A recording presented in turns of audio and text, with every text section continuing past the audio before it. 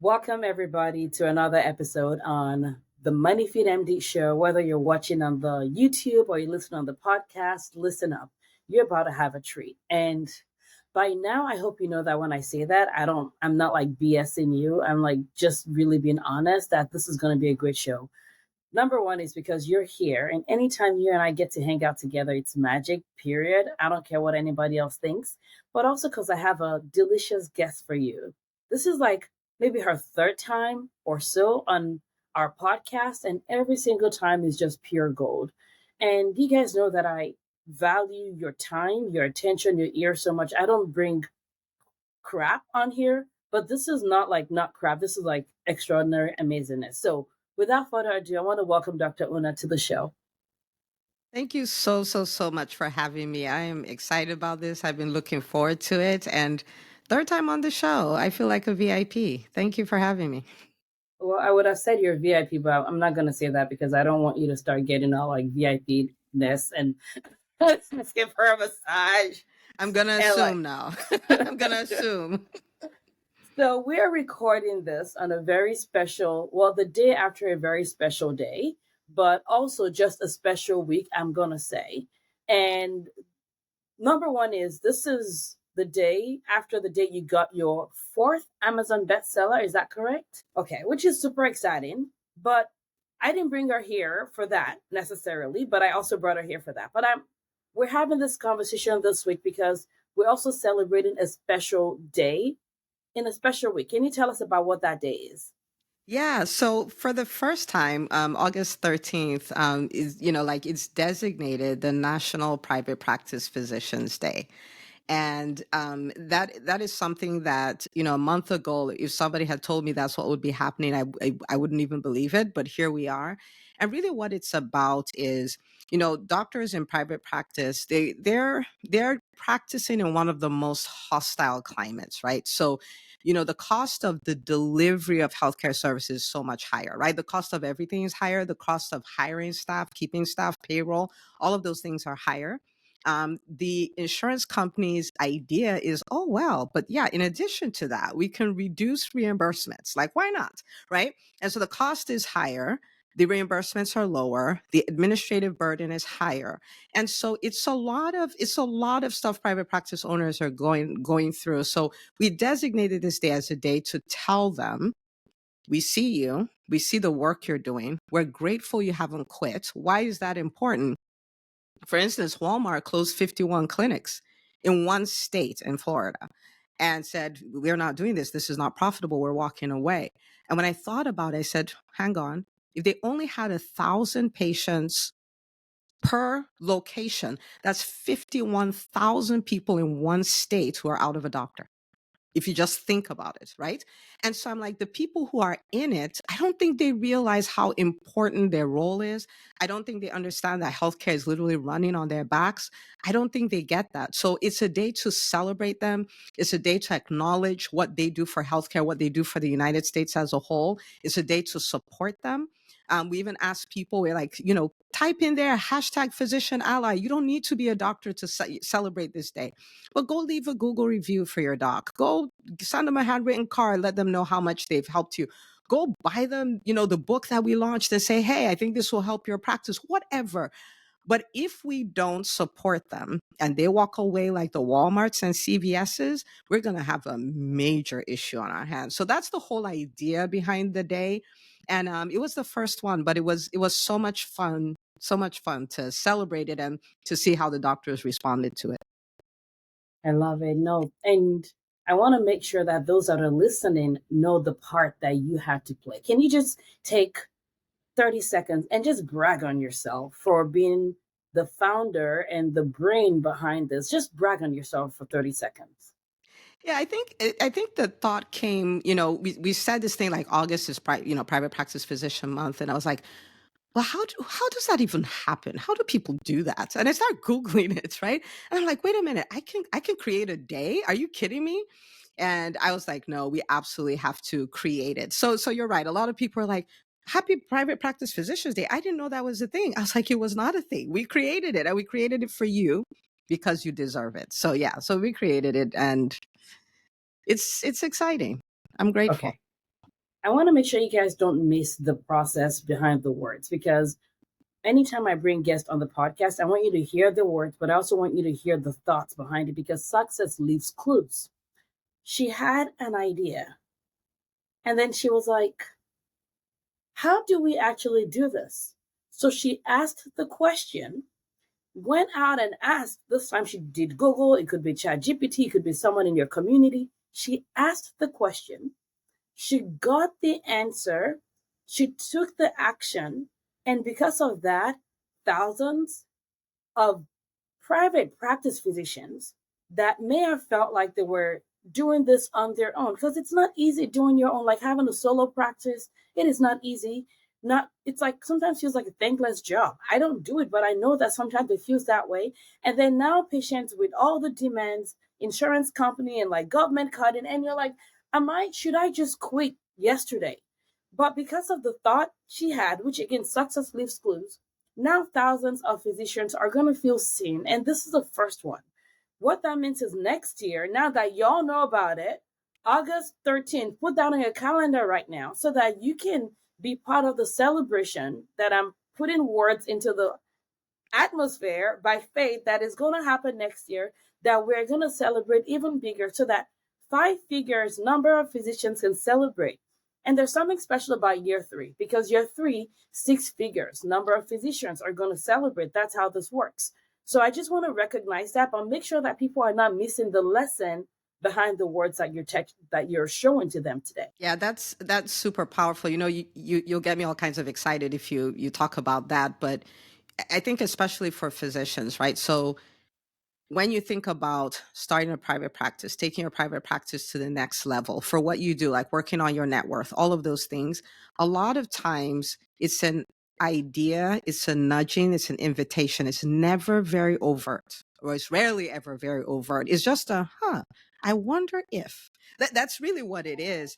And the more you chase the I wonder what's, the more magical your life becomes. And that's the truth, because the innovation is there, the quantum leaps are there. You get to this place where you're like, I don't know how I got here. Now, you know how you got there, but the level of effort you put doesn't match the outcome. Like the outcome is out of this world. And you're like, how did this happen? So yesterday was a very magical day for me. And I knew it would be amazing. I didn't know it would be that amazing, So you have an idea, you have a nudge, and the thought will be, well, what if it doesn't work? It already hasn't worked. Like there was already not a national private practice physician. So it doesn't matter because if it didn't work, it didn't work. And that's one way not to do it. And then you keep going. But that's a powerful thing you pulled out there. But that's where the magic comes from, is in those little nudgings. The best parts of your life is going to be on the other side of the nudge that you choose to follow with curiosity. That's literally how this works, right? Because everything that exists started out of nothing. Like, even if we're going to like even go from a faith-based perspective, right? And I know that our audience is diverse, but if you're Christian, if you're a Bible believer, you believe that according to the Bible, God created what is out of nothing. It all started with an idea, and God decided to execute. And here we are. And how the Big Bang falls into that, we ain't gonna have that conversation today. But the bottom line is, if you think about even a kid, right? Your kid that now is like a college kid that you're crying is about to go back to college next week, started out of an idea or a seed. And so the best parts of our lives is literally the result of an idea that we chose to execute and put into action. So make sure you don't ignore that lesson that we just put at. However, what I realized is that people are like, okay, y'all just like started. You didn't even like warm up. You just kicked us in the groin. But let's stop kicking before the groin and just pull it back a notch. Tell us, who are you? Who Oh, are man. you? What do you do? And why do I think that people should listen to this episode? So I'm Dr. Una. I am a pediatrician by training. And at this stage in my career, I guess I'll say I am a serial entrepreneur. The primary business I work on is EntreMD, and EntreMD is all about helping doctors build profitable businesses so they have the freedom to live life and practice medicine on their terms. And that business could be a private practice, it could be a coaching practice, consulting, speaking product based, whatever. It's more about finding what is your thing and then building a business system around it. So I spend most of my time doing that through my podcast, through my books, through the EntreMD Business School. And then I've been married for 18 years at this point. I have 4 kids who I homeschool. They're 16, 14, 10, and 9. And I'm grateful for the flexibility to really invest in them and do all of that. So, yeah, I'm a happy mommy. Okay, this is not why you're here, but people are going to hear that introduction and look at their clock. They're going to look and say, like, does she live in a different reality? How many hours does she have in a day? Is she 99 years old? So we're in 3 minutes or 4 minutes. Can you just give us some high yield points of how you're able to manage your time in order to be able to create the things that you have now created? It took some time. It did not happen overnight. So people, you don't have to start all of that in 1 second and expect to see results, but just give our audience a bonus. Yeah. Okay. So one of the things I love to talk about the most. So there are two big things. One is the way I use my time, and two is acquiring the time of others. So I'll start with acquiring the time of others. I've recognized that in order for you to go up, you have to let some things go. And for you to let some things go, it means you have team members who are handling things. So I delegate like crazy. Now, like you said, this has taken time. It was very hard for me to delegate in the beginning, very, very hard. So I had to learn to do that. But I'm talking, and you don't have to do this. I'm just giving an example. No cooking, no cleaning, no laundry, no shopping, not for clothes, not for groceries. Like so I have a home team. And then for every business and for every project, I know that I'm the visionary. I know that I can develop strategy, but I need people to implement. So for every business I have and for every project I have somebody who's in charge of that. So I have my 24 hours, and I have bought the 24 hours of, or at least 8 hours a day, of many other people. So it's a huge expander. So that's on one side. On the other side, I'm going to use numbers because it's easy to measure, right? When you look at the 80-20 rule, it sounds, oh yeah, the 80-20 rule, 20% of my activities will give me 80% of my results. When you add numbers to that, it hits home. Okay. So according to the 20-80 principle, it means that if I make $1 million, 20% of my activities produced $800,000. And 80% of my activities created $200,000. Now, I'll tell you, someone like me, I'll be cool doing the 20% and I'll be okay with 800,000. I will throw away the 80% because it's a lot of things, right? So that means if I did 10 things, 2 things created 800,000, 8 things created 200,000. I'm like, forget the 8. I'll just do the 2. So I learned, and this is something I started and I continue to tweak. I learned to spend 80% of my time doing those 20% activities. So what then happens is I'm doing a lot less and I'm getting a lot more. But the thing about those 20% activities, those are things you will usually procrastinate on. Those are things that will be on your to-do list for 90 days and you didn't do it yet. It will require you evolve. It will be very uncomfortable. But if you can decide, because you're not going to be comfortable being uncomfortable until you've done it for a very long time.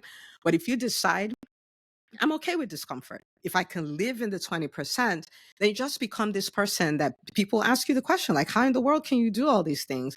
And truthfully, for the most part, that's how.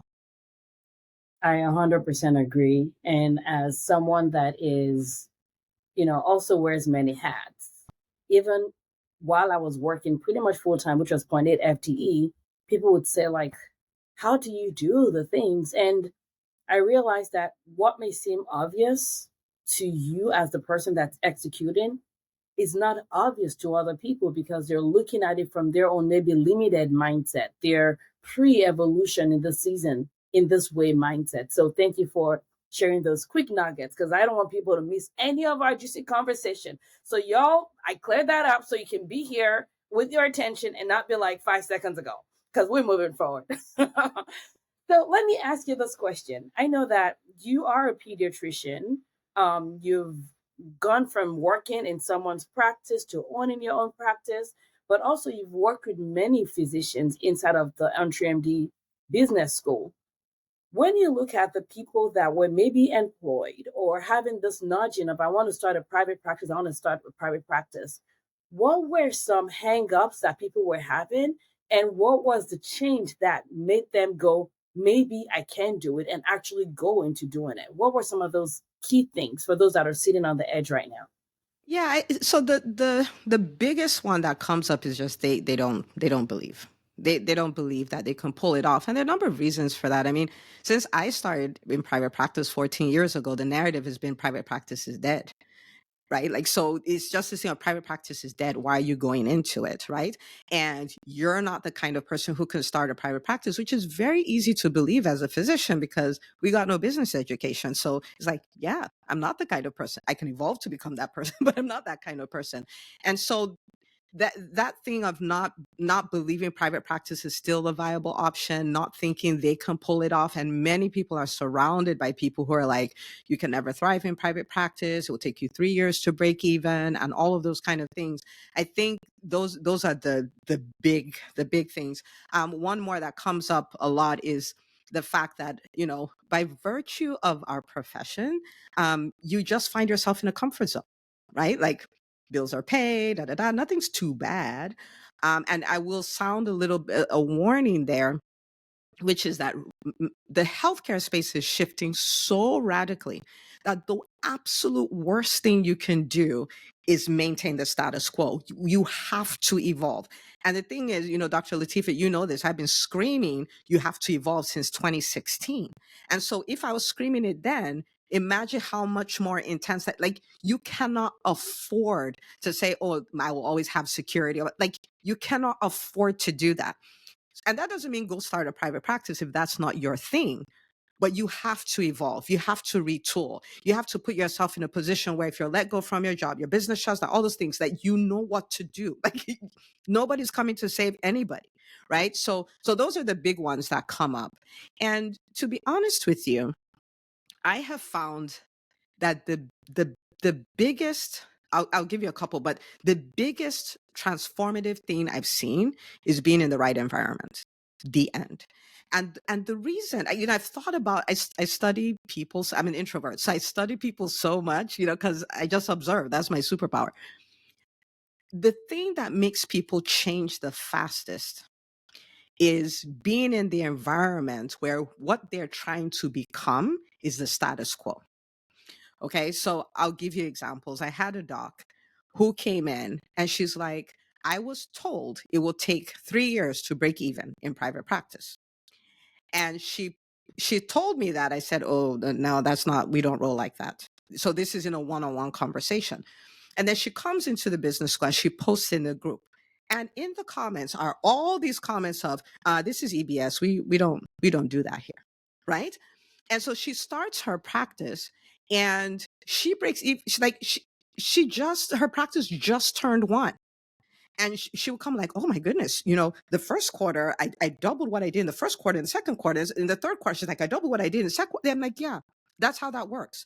Right. So it's like the way the word picture I use is like being under a vent that's blowing cold air. And you're like, I'm going to be warm. Oh, no, you're not. All you need to do is stay under the vent. You're going to be cold. And so we don't rise above our environments. We mirror our environment. So sometimes we let it go on autopilot.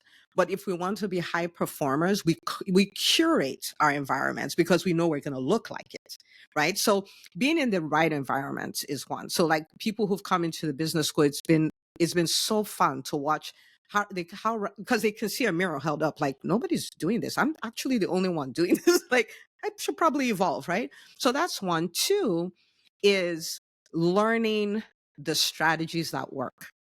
There's no guesswork in it. Business is not guesswork. Business is really finding those timeless principles that work no matter what and working them.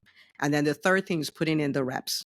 Because a lot of times people say, I did this once, I did this twice. I'm like, ma'am, do you think Simone Biles did this once or twice? If you want to be world class at something, you're going to need to put in the reps. Sometimes it will look like it's working. Sometimes it will look like it's not. But the truth is, it is always working, like always. And so if they have that tenacity, that no retreat, no surrender, I'm here to make this work, it's amazing to see what can happen.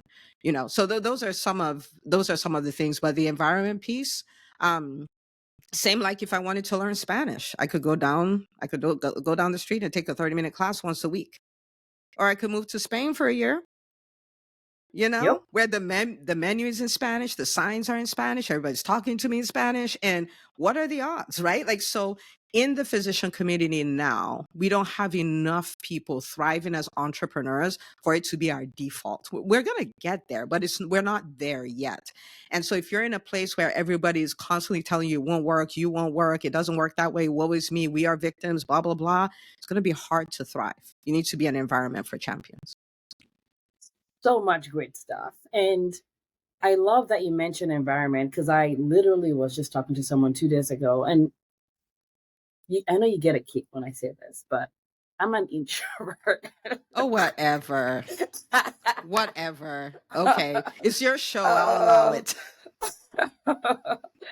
But the studying people, it is so sure that the environment you're in will make or break you. And I think one of the reasons for many of us why we don't think of private practice as a viable option is maybe you were in residency and fellowship and it was an academic center. So most of the people that you saw were academic physicians in an employed setting who think that being in academia is a selfless business. We don't talk about money here. We don't do money here. And those people in private practice only care about money because they can hyperinflate everything, right? So there's also that conditioning that we're getting where most people that train at an academic center are not looking to create their own private practice because those are the greedy people we're here to help. They're not. So I think there's also that fallacy. And I would be curious to hear for maybe someone listening that has that limiting belief or that story that they're telling themselves. Yeah, so the money conversation is really a conversation that we need to embrace as physicians. We've been kept out of it for a long time, and that's a huge reason for a lot of the mess that we see. When people say, I don't care about the money, I just care about the patients, you need to understand that that is privilege. You're saying that because somebody else is taking care of the money. Somebody else is going to create the referrals for you. Somebody else is putting up billboards for you. Someone else is sending out letters that, oh, we have this new doc here. Somebody else is collecting the money up front. Hospitals, including academic centers, send people to collections. So somebody's making sure that money is collected and then they pay you. So imagine, so this is the scenario you're describing, Dr. Latifa. Somebody works in an academic center, leaves home, gets to work, picks up their coffee along the way, goes, sits in their office. Then they call them. They say, this patient is ready for you. They go see the patient. They go back to their room. They teach some students. They serve the world. They don't care about money. They just care about the people. And magically, every 2 weeks, money appears in their bank account. That is called privilege. Somebody else is doing all of that, but that is also while somebody else is controlling everything else. But somebody else, so don't be deceived into thinking that the things that the private practice docs are doing, that the academic centers are not doing, they are. You're just not doing it because it is their system that you work in. So the private practice person built the system that they work in. So they have to do all those things, right? And besides that, there's a lot of reactions, like when money conversations come up, money is paper, mercury paper with dead men's faces on. Okay. That's what money is.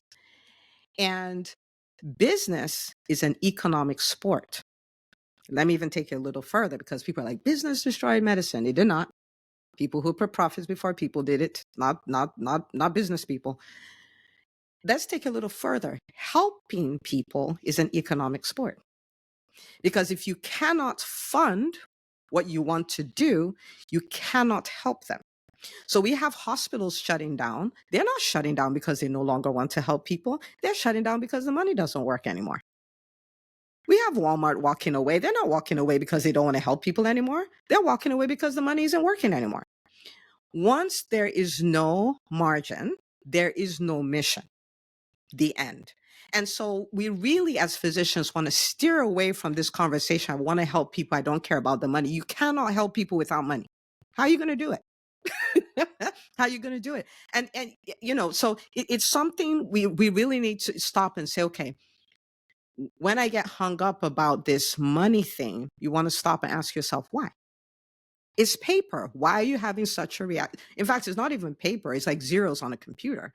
Like when you see zeros on a computer, you have thoughts about zero. Like, what is making you get bent out of shape? Like, stop and think about it, right? And so this is the way we need to think, which is the truth. We must serve and earn. And it's not like serve and think about earning. No, we must have the priority rights. We don't earn and serve. We serve and earn, but those things are like firstborn and secondborn, and they're like Irish twins. You know what I mean? Like they're just right next to each other. You cannot separate them. You cannot ignore one of the or the other. Both of them, let me look for words: holy, righteous, good. Like they go together. They must go together, right? And so ignoring the money conversation brought us to the point where people say, stay in your lane and we'll take care of everything else. So we need to stop that, like as a matter of urgency. We need to stop that. There's no problem with money at all. None. Say that one more time so that those that had their, that were distracted can hear it. Because there is, like, literally, guys, this is what I love about money. And it's also what people fear about money. Money is honest. Like actual objective money, it tells the truth. Because money just tells the truth. It tells the truth about the story, tells the truth about your priorities, tells the truth about the value that you're perceived to be given or not given. It literally just tells the truth. So when we're afraid of looking at money, sometimes it's because we're afraid of looking at the mirror. And you can look at the mirror now and change your moves, or you can look at it when you're 80 or when you're 65 and go, oh, snap, I was not ready. I did not live my dream. Now you're sitting down in regret, saying, yeah, when I was younger, I wanted to do that. But, I didn't have the time. When the truth is not that you didn't have the time, it's because you were too afraid to look in the mirror because you were afraid of what you're going to look at. And so money is paper. Paper. For dead people, space on it. Maybe dead people are scary. But I mean, like, famous dead people. People, right? So let me ask you now, if they were in an academic center, they heard the stories, they're on Google, they're seeing Walmart clinics shutting, they're looking at Amazon and like, is Amazon coming or going when it comes to healthcare? Like they're seeing all those gloom days. It's like everybody's shutting down. Why would anybody consider, like from a financial perspective, because that is important, because at the end of the day, people don't want to do something that's going to put their sense of livelihood and their security in terms of like their family's safety and security at stake. Like, are there actually people thriving? Are there, or am I too late? Is this not a good time? Is this like, real estate, what people are talking about? It's not a good time. Is this not a good time for me to come in? Tell me, Dr. Una. So this is the deal, right? Yes, there are people who are shutting down, but yes, there are people who are thriving. Um, I mean, I could pull example after example. We have had so many people in the MoneyfitMD Business School who came in as employees. And they're like, I think I might want to start a practice. So I think now is the time. And there are a number of them who, and I'm not, this is their result, right? So I'm not guaranteeing any results or anything like that. I'm just showing you vision boards. That's what this is. We've had people within their first year, they cracked 7 figures. That is insane. Like I'm going like, you guys are amazing. I mean, I didn't have VBS, so I didn't do that. It took me a number of years to do that, but they cracked 7 figures. Some of them 15 months, some of them 18 months, right?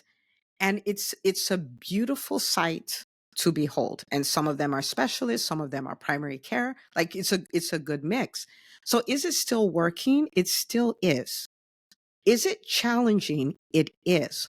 That doesn't mean it won't work. What that means is you have to play the game like you mean it. You can't come in. I've heard people, you get a kick out of this. I've heard people tell me, I just want to take care of the patients. I don't want to market. I'm like, you're going to need a job.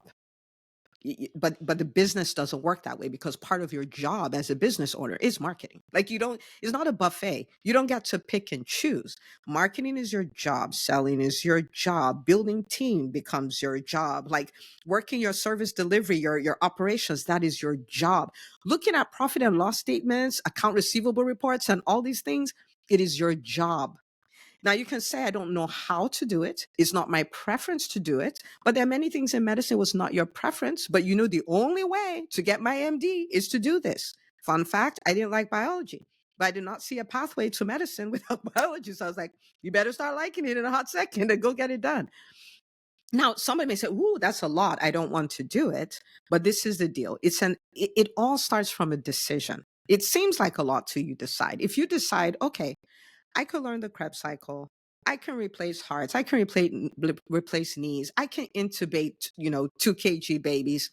I can figure this out. I can run a whole code and bring somebody back to life. I can figure this out. If you decide that, then it's now time to get the education you need to thrive. So the whole thing of guesswork, try it, all of that, you can't do that. Not in this climate. You have to get and when I say education, I'm not saying go get an MBA or anything like that, but there are things you need to do because we're great physicians. We now need to evolve to be great physicians and savvy business owners. Those are two completely different hats. So the assumption that I'll hang the shingle and they will come, I took one for the team, I did that, it did not work. That does not work. Don't do it. I already did it. It did not work. Okay. So there's an evolution required. So can it still survive? Yes. I mean, I've been in private practice for 14 years. Started when there was the Great Recession of 2028, went through the pandemic 2019 to whenever, who knows, we're still in, I don't know what's going on, through all of that, the Great Resignation, all kinds of things, and we still come out on top. We still come out. So can it work? Yes. And that's the reason why I said environment, right? You need to be in the environment where what you're trying to do is the status quo, right? And so it can. But chances are it will not with the version of you that exists now. You must evolve. It is a requirement. It is a requirement. You're not going to Google your way through this one. It's a requirement. It's interesting that evolution can sound scary. You must evolve sounds scary. However, there can be a misalignment between what we want and what we want, right? The reason why you're doing this is you don't want the status quo. And so evolution should not sound so scary because it literally is the same thing. You literally are saying, I want to evolve. That's what you're saying. You're saying, I want to evolve. I'm made for more. There's a different version of myself that I believe is meant to leave this world. And it is not me that is here right now. And so the question becomes, what do you need? Skills, right? Whether you're learning that by yourself, which you can do by learning by yourself, but it's better when you learn in a community because it definitely accelerates your growth. I've seen that in my life. I've seen that with the women that I've gotten to serve. It literally is one of the secret recipes for success is that. And then you said a word, which is decide. And I want to make sure that those that are listening maybe they're better at English words and origin of words than I am. But literally deciding means to cut off. It just means that nothing else is an option. So I'm not even going to think about it. I don't think I've shared this on the podcast yet, but I think I mentioned this to you, Dr. Ona, is I decided to stop drinking alcohol a couple months ago. I was not a big drinker, but I like a good margarita. I like some good, delicious drinks. A beer once in a while is good. Like I'm good with that. I don't make it at home, but I have friends that are great at it. So it's something that I do socially, maybe I could have maybe 2 a month or whatever. But then a couple of months ago, I got this nudge to just stop. I didn't know why. I didn't really understand why, because I'm not an alcoholic. I don't drink a lot anyways. I just enjoy it. And I just decided that I was done with it. I just decided, meaning I cut off the option of drinking. And this was literally a couple of days before we went to Paris. So, I was picturing those delicious red wine that I was about to enjoy with my non-alcoholic self. I was envisioning, why else do you do international trips but to enjoy the options on the long flight? And we were traveling business class on this specific one. We don't do that all the time. But like, I was, right? But I just decided, we literally just came back from a wedding, delicious looking drinks. It just was not, I wasn't spending any more energy thinking about the alternative because it was done. So if you have decided, that means you've cut up every other, you're not like dabbling, you're not like, should I not? It's just a matter of how do I now take the energy that I was wasting dabbling and considering all options A, B, C, D, E. How do I just use that to create momentum to move forward? And that's how you do more with less time without being exhausted like you think you will be, because now you're no longer wasting your mind and your energy dabbling. That's good. I didn't hear that story, so that's good. I like it. Well, Yeah. that's why you need to come And to my podcast so you can hear more stories. and I think another thing people need to consider, I think, doctors, we're around ourselves so much that we forget how amazing we are. So evolution may sound scary, but the truth of the matter is this: you've done it before. Like at some point as a teenager, you made a decision, maybe a teenager, maybe whatever, and you said, I'm going to be a physician. Like think about the person who's a heart surgeon, right? Pimply teenager makes the family announcement. I'm going to be a heart surgeon.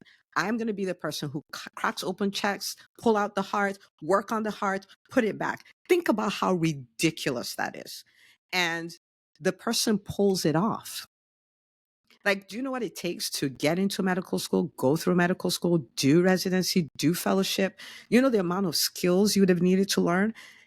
Dr. Latifa, you probably know this, but the turning point for me in entrepreneurship happened, I want to say 6 months into my private practice. And it was when I was reading a book by Brian Tracy, Eat That Frog, really good book, read it. And there's a statement there. It says, all business skills are learnable. All business skills are learnable. I, at that time, was like, wow, these people can start private practices and win. I can't really do that. I'm not an entrepreneur. I don't know how to market. I don't know how to do any of those things. So I thought they were better than me. But he's like, no, nobody's better than you. They just have skills you don't have. And all business skills are learnable. I was like, hang on. I may not know everything, but I'm a physician. So if there's anything I know how to do, I know how to learn. Like that, I got that down packed. So for the first time, I was like, wait a minute, I can become any kind of entrepreneur I need to become to pull off the kind of business I want to pull off. Because anywhere where I'm experiencing pain, experiencing defeat, having frustration, it just means there's a skill I haven't learned yet. So the question is, what is that skill? Go learn it. Easy money. Like as simple as that. It changed my life. So when you hear evolution, if it sounds like, oh my goodness, you have done this. You are a person who can bring a dead person back to life. You have done this. You have evolved before.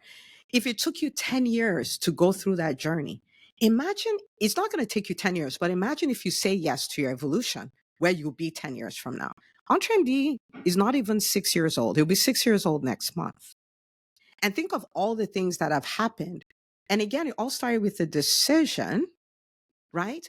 And so that's my story. What could your story be if you said yes to you today? We don't know. You don't know. And I'm a dreamer. I can dream. I can have vision and all that. There is no way I could have envisioned what is happening now. And that's what happens when we say yes to those nudges. We know it's going to be really good, but you cannot predict how good. You just can't. I love it. By the way, that's a great book. I literally just listened to it again yesterday. It's about a little over 2 hours long. I'm not sure if I was like 1.5 speed, but wasn't too fast. But you can literally get through that book on your commute within 3 days, literally. Such a great book. And yes, all skills, all business skills, all financial skills, like everything. It's just a question of like, do you want it? If you want it, you can learn it, because that's all you needed when you started medical school, that you just wanted it. You had a vision, you had it's possible. There was evidence of people that had gone before you and done it. And you're like, well, guess if I enroll in this place, if I get all the skills that they're teaching, then, and I do my part, then I will graduate and become an attending and all that good stuff. So much greatness. Question I have for you now is, someone is listening to this and they're like, okay, I'm in private practice and it's tough out there and I need some help. Or maybe now you've convinced me. I never thought it was possible for me, but maybe it is. you did something this week. You released a playbook for physicians that don't want to just have a private practice, but have profitable, which, yes, I'm all for the profit part of the PPP part of it. Are we calling it PPP or what? I don't know. I thought about, it's like, there are a lot of P's going on here, you know? Maybe this is the original PPP or the real PPP. Who The knows? real PPP loan. Yeah, the real without the loan, right? So Without the loan. tell us about the playbook and how that can help physicians right now in this climate in 2024. Yeah. So this book, like, I feel privileged that I got to write it, right? Because it's not a fluffy book. I mean, none of my books are fluffy, but this right here, um, I remember thinking, I said there are a lot of private practices that are not profitable. Okay. So either the doc is working a job to pay the bills, or they're multi-million dollar, practice, and everything looks good, but the owner has never drawn a salary or anything like that because the math is not mathing. And so I started thinking, I said, okay, what are the top 7 ways doctors leave money on the table? Because for most, they're not necessarily entrepreneurial. The priority is taking care of the patients, which that is a very good priority. And that's our number 1 priority. But our number 2, or maybe number 1.5, is figuring out the money. And I said, so I know, after working with a lot of doctors, how much money gets lost like every single day. So I'm like, what are the 7 things? And so I start going through it, starting from the front desk all the way to, second generation revenue. Like, what do you do with the profits of your practice and all of this? What opportunities as an entrepreneur are you using that you couldn't use as an employee? So I looked at these 7 things and I'm like, okay, well, no, we don't have time to go do an MBA. An MBA is not going to solve this problem. But we don't have the time to go do an MBA. We're not looking for complicated things. I'm allergic to complicated things. I like simple. And so the book really is about, these are the 7 things. This is the way to fix those 7 things. The end. It is so simple. You don't have to identify as, I'm this business owner that understands the ins and out of a profit and loss statement, balance sheet, you don't need that. It's literally a yellow brick road. Like, these are the 7 things. Do you see them? Okay, awesome. This one, this is how you fix it. Number 2, this is how you fix it. And so we're looking at things like your front desk, how you're losing money every day, your team, when you don't train them to understand revenue generating activities so you can connect what they do to their salary, to the bottom line, so everybody's on the same page.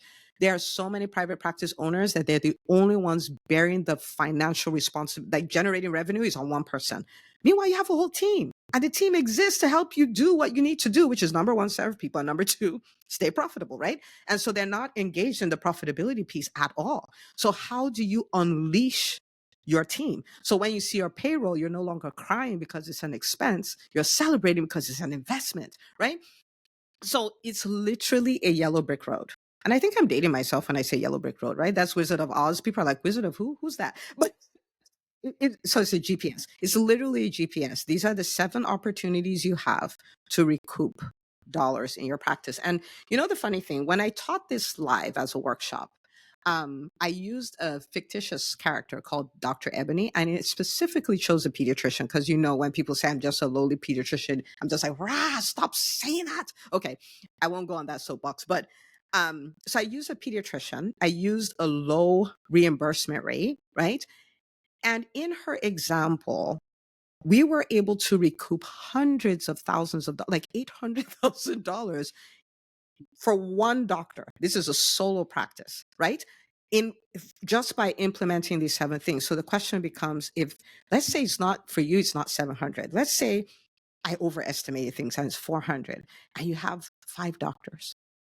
400,000, 5 doctors, that's 2 million sitting around waiting for you to read the book, read it with your team, and go change some stuff. So it's designed to be so simple. You don't have to understand everything. I understood the things and I distilled it to the simplest possible version.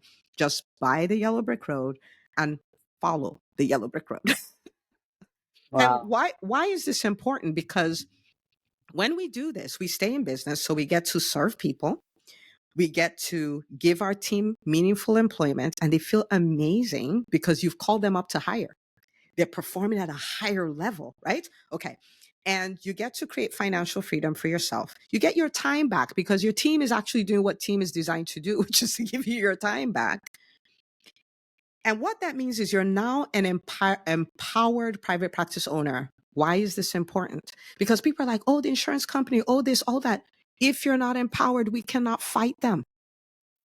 We need numbers of empowered people. Like this is just part one. Part two is we have 10,000, 50,000, 100,000 empowered private. We will go after the insurance companies. We cannot do that disempowered. We cannot do that when your team is not functional. So you're so burnt out, drowning in your private practice. We cannot do that when you called your landlord and said, hey, can I skip my mortgage payment? We cannot do that if you're working 2 jobs to pay the bills of your private practice. We need empowered people so we can change healthcare. Like healthcare is literally waiting on private practice owners to get it right. So I wrote the book. So you can take the book, get one for you, get one for your practice administrator, get one for the partners in the practice. You guys sit down. Every 90 days, you're like, which one are we working on? You take one, you clean it up, go to the next one, and you crush it. Radically crush it. We get 10,000 of you, 100,000 of you, then the insurance company should watch out because we're ready for them. Yeah, I went all over the place, but that's what's behind the book. I love stuff like that. I'm all for physicians being alive. Yeah. Right? And when I talk about alive, I mean literally, but also figuratively, right? And when I think about all this that you're talking about, how that helps preserve physicians in healthcare because you're working the amount of hours that you want, you literally are choosing. And I know that many people think about time, but looking at the example that you did with Dr. Ebony, imagine if she knows how to earn money that she was literally leaving on the table. Number one is she gets to have a sustainable practice for a longer time, but also because she's earning that, she doesn't have to work more hours. She could actually decrease the number of hours she works and not earn less. And, one of the things that you guys know that are been in my world, that I'm not one of those like rah, rah, rah, just pull out random numbers that don't make sense. So let's even say that, let's bring Dr. Ebony down a touch. Let's say that she wasn't going to earn $800,000 more per year. Let's say she earns $300,000 more per year. And let's assume that she pays, let's be aggressive, and since she pays $200,000 in taxes, which she should not be doing. But of course, y'all know that while she was talking, I had to go press some calculators. And let's look at the beauty of what compounding does. So compounding is a gift that God made. God was like, how can I make sure that my children do not overwork, die from like overworking, and not have any time or to do their relationships? And it's called investment and compounding. So let's just say that she makes $100,000 net in her pocket from the changes she makes from reading your book. Okay. And let's say that she's going to be working for the next 20 years because she now works on her own terms. She's able to make the time to like go to her kids' events. Or if she doesn't have kids, she now has a new hobby where she's dancing jazz every Thursday and maybe taking like half day off on Thursdays just to sit down in a room. I do that now. I sit down in this room and I do nothing for like half day a week. So she's going to practice for 20 years now because she's going to burn out less because she's practicing medicine on her terms. And let's say that she invests in something simple in the stock market and will be very conservative and say 8% return. And now she's investing that $100,000 every year. Okay. So if you were to do like basic math, $100,000 over, if she does this for like 21 years or whatever, that's like $2.1 million she would be contributing. But if you look at what the numbers could come down to, potentially would be like over $5 million. Okay. The reason why that's important is when you think about like the retirement, what she wants to do after she's done practicing medicine, if she did nothing else, if she did not invest any significant amount of money apart from this, that would be a $5 million difference in 20 years. That is not chump change. So if you're sitting down and thinking, I don't have time to read this book, I don't have time to do all this stuff, I'm not talking about complicated investment. I'm talking about like boring S&P 500, boring, 3 or 4 fund, boglehead fund, average 8% return. And that's maybe conservative. That is the difference that this could make. So when Dr. Una is here hanging out with us instead of hanging out with her kids, when I'm here hanging out with us instead of eating lunch, because right now it's like 1 something p.m. I'm hungry, y'all. I need to go eat. It is because this stuff is important and because you matter. Your life matters. Your freedom matters. Generational wealth matters. The time, your purpose matters, period. So, you got me all excited. I was like, why you talk? Let me go press my easy calculator and like found compounding interest calculation. Like that is what difference that reading a book and implementing it could make in your life. Did I miss something, Dr. Ona? No. This is good. And that's the point. Like all through the book is real examples with real numbers, with real potentials that you can take and it makes a difference, right? So there are people who are thriving. There's something they know. These are 7 of the things that they know. Go get it done. I'll give you one example, Dr. Latifa. There are many practices where they don't collect a copay, right? They don't collect a copay because the owner doesn't like talking about money. So the owner cannot train the front desk to talk about money. And the front desk person definitely doesn't want to talk about money. Okay. And so, oh, your copay is $40. Oh, just send me a bill. Okay. And that statement is where money goes to die. That's just the way that works. Right. And when they do that, I remind them, I'm like, you're not the federal government. You don't have an endless budget. Like you don't get to do things. You don't get to do things like that. And sometimes I would ask them, I'm like, do the math, right? If you miss 2 of those a day, that's $80. And if you do that all week, right? 80 times 5 is what? 400. $400, right? And you do that for 52 weeks for nothing. It's a simple question. Your copay is $50. How would you like to pay today? Cash or Visa card? That's it. The option of no does not exist. It's simple things like that. Like, yes, we say the insurance company did this and that. And like I said, we need to be empowered and then we'll go after them. But there's so many things within our power that we're just not doing. Oh, I don't want to bill level 4 visits because I heard if you do that, you get audited. I'm like, what? Like you're throwing away, like you're literally telling people, oh, you came to see me. This is really good. You see them and then you give them a gift card, right? Rather than charging, you give them a gift card. Like, here you go. You get a gift card. You get a gift card. Everybody gets a gift card. No, ma'am. No, sir. No. There's so many things we do. And if you do, they all add to literal dollars. And things can be different and we can have thriving practices and thousands of people do. And it's just a decision. I'm going to be one of them, right? I'm going to be one of them. So folks are listening to this that are like me, that maybe are not in private practice and are choosing that we don't want to start our own practice, even though I believe in those that it's for. I already ordered the book. The question is, will someone that does not have their own practice, should they still get the book and could they learn from the book? I already know my answer, but I want you to answer for the others that are not Latifa. Well, my answer to that is yes, for 2 reasons. So first of all, if you are somebody who works a job, you're still an entrepreneur. Okay. We call you an intrapreneur, but you're still an entrepreneur. And the more aware of you are of the connection between your job and the bottom line, the more you can negotiate, period. So people say, I want to raise because I deserve it. This is not the way business conversations happen. This is not the way business. I'll give you an example. I had a client. She's in the business school and she worked in the big healthcare system. And she's like, oh, they're taking advantage of me, blah, blah, blah. I'm like, nobody can take advantage of you. Just understand that you work for You Incorporated. Okay. And we worked all these things out. So here she is going on TV. She's going on CNN, doing interviews for the hospital. She has a big social network. So, and I said, the intake form, make sure you put there, like, how did you hear about us? And 80% of those responses were through her, right? Then she comes to them. She says, it is not to your benefit that I work here 5 days a week, because I could be out there speaking in the community, doing my TV stuff and all of those things, which clearly is the way you're getting patients. So I would like to work 4 days a week. Guess what they said? Because they understand she's a moneymaker. She's having the money. She's not saying because I deserve it, because I'm worth it. I know my worth. Like that's a cute social media conversation. This is not a business room conversation. That's not the way that works.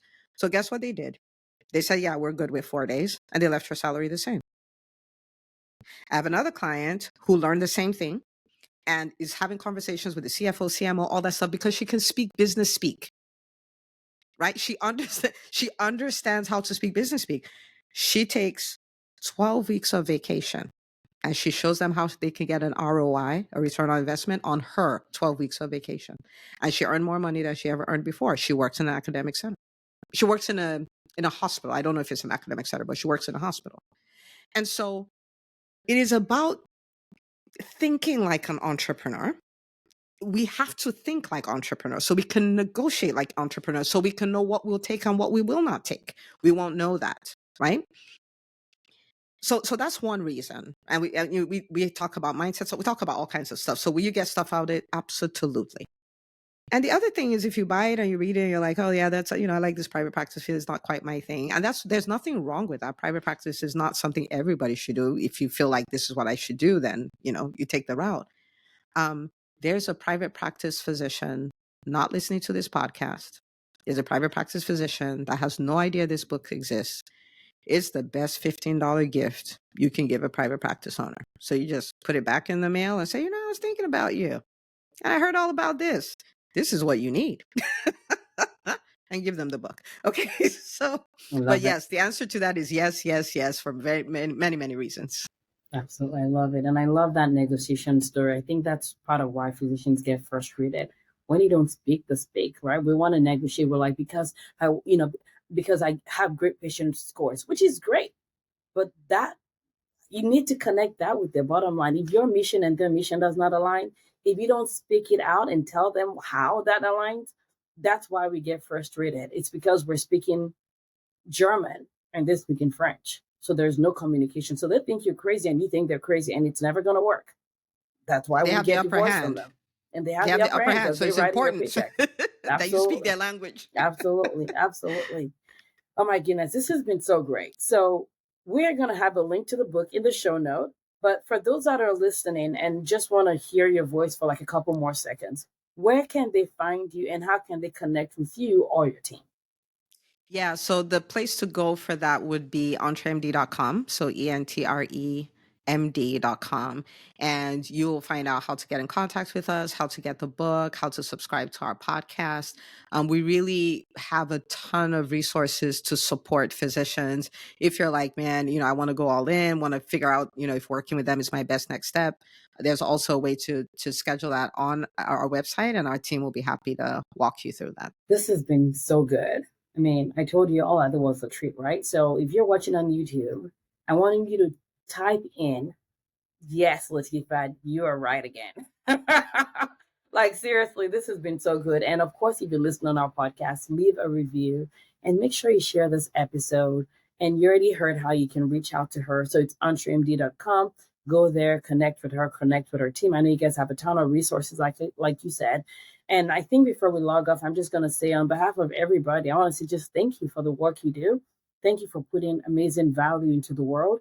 And thank you for following the inspiration when it came for you to start a day like this, because I just think about the hope, right? And that it's going to give so many people. I think about the fact that it's starting now, but like we said, we're compounding 3 years from now, 5 years from now, 30 years from now, people are going to be celebrating National Private Practice Physician Day, and they're going to wonder how it started. And, this is how it starts.